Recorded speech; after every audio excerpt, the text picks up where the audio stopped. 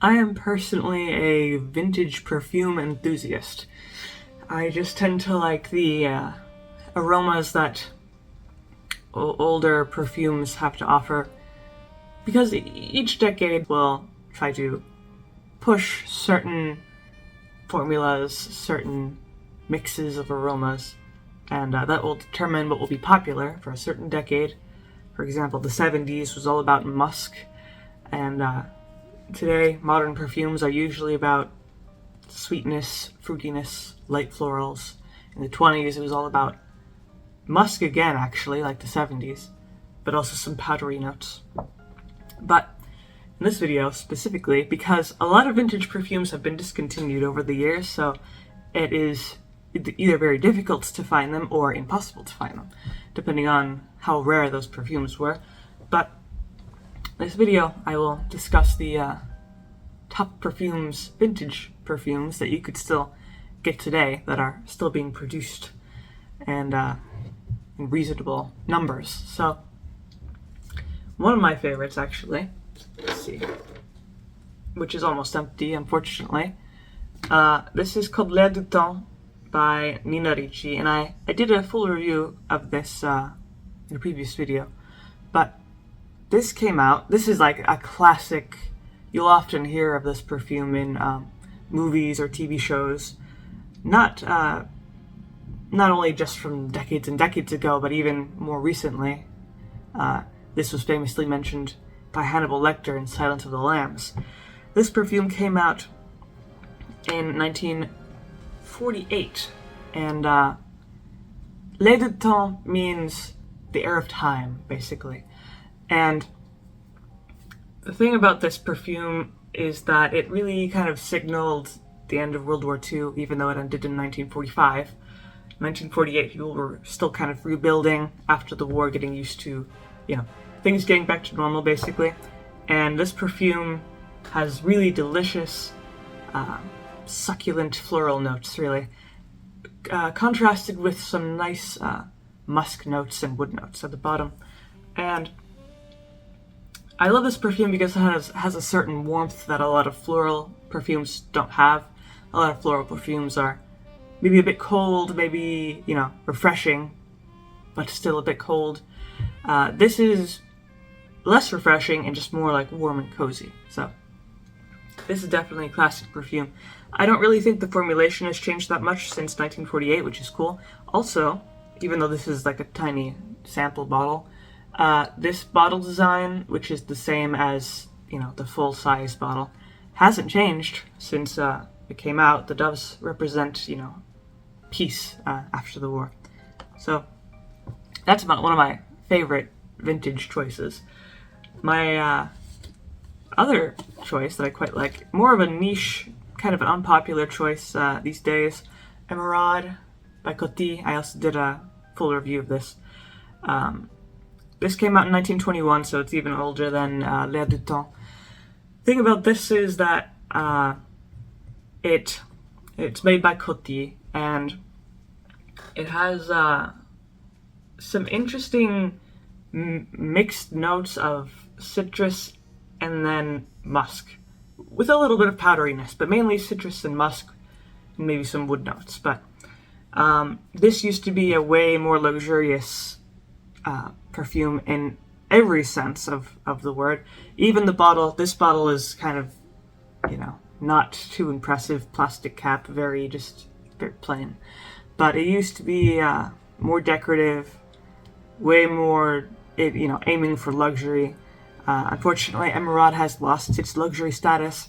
I got it on Amazon for like $14, and, not a lot of people like to wear it anymore, but it does have that, vintage, straight from the 20s quality, and I do like to wear it on occasion. The main qualm I have to say about it is that it is cologne. You probably can't see, but it says cologne in there. And cologne, unfortunately, is a pretty weak concentration, only around 2 to 5% perfume, so it won't last very long.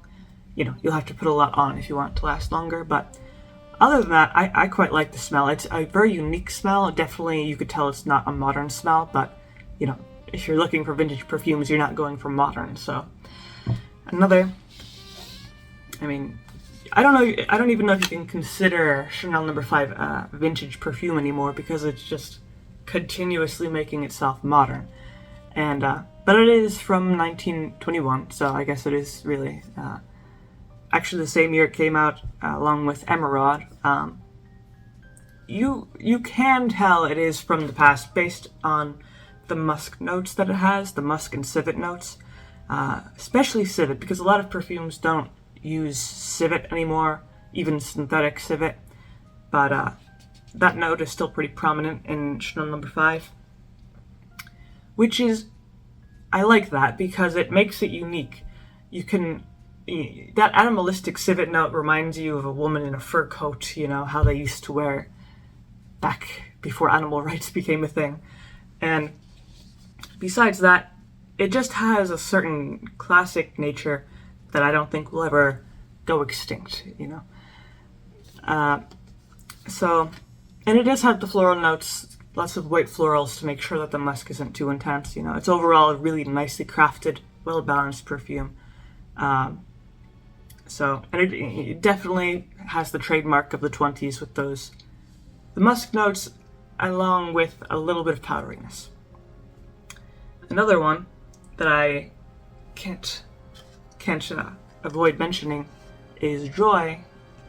Let's see, by Jean Patou, and this had the kind of trademark reputation of being the most expensive perfume in the world, of which it is not anymore.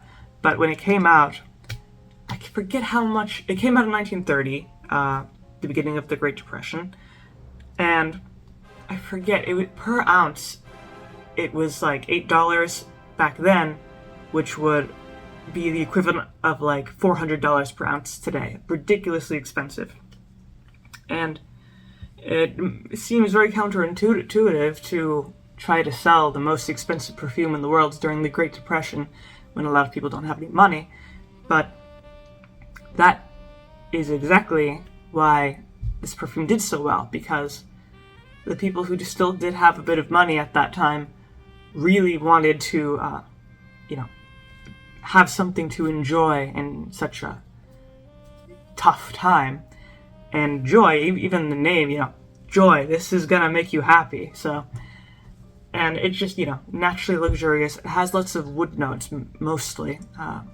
Very faint floral notes in the beginning, but it mainly turns into a bunch of wood notes like oak, that sort of stuff once you start to wear it.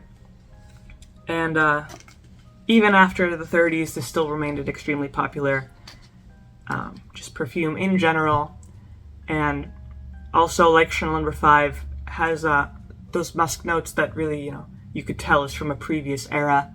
But it has that kind of opulent warmth to it that is hard to find in modern perfumes these days. And let's see, the last one that I have to mention, here it is. I still have it in the box. This is Youth Dew by Estee Lauder, and here's the bottle here. And the thing about this is not the bottle that was originally sold. When it came out in 1953, it came out in a blue bottle that was actually this color.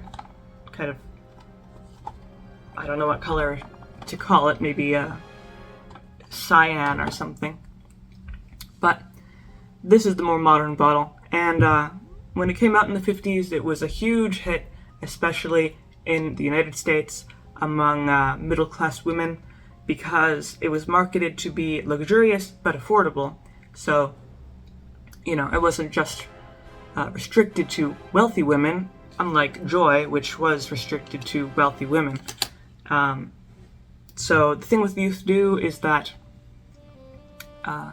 it was so popular that a lot of people actually know this fragrance. You might have smelled it off of your grandmother or your great aunt or somebody. And it's quite a powerful perfume, very musky. It has notes mainly of lots of spices like cloves, nutmeg, stuff like that, mixed in with very minor florals of, rose and jasmine, and then weighed down with some heavy musk notes. And no civet, not like Chanel No. 5, but mainly just musk and some wood notes with a touch of vanilla. And this, along with L'air du Temps, is one of my favorites. Even though they're quite different, this is a much heavier perfume. But definitely is, it made a splash in the perfume industry of that time because it, originally came out as a bath oil, and then it became a perfume because people liked the scent of the bath oil so much. And the reason why it was quite revolutionary for the time was Estee Lauder marketed this perfume was mainly something for women to buy on their own, versus how things were in the past, where a man would give a woman a perfume as a gift. So, promoting women to buy their own perfume was something new, and Youth Dew was all about that. So that's what made it unique. So other than that, those are my kind of top vintage perfume mentions, at least for now. Obviously there are hundreds of vintage perfumes to go over, but I think this is a good start. So if you have any other mentions of, great vintage perfumes, you can always leave those down in the comments below. Leave a like if you like the video, maybe subscribe, and I make videos throughout the week, so stick around for those.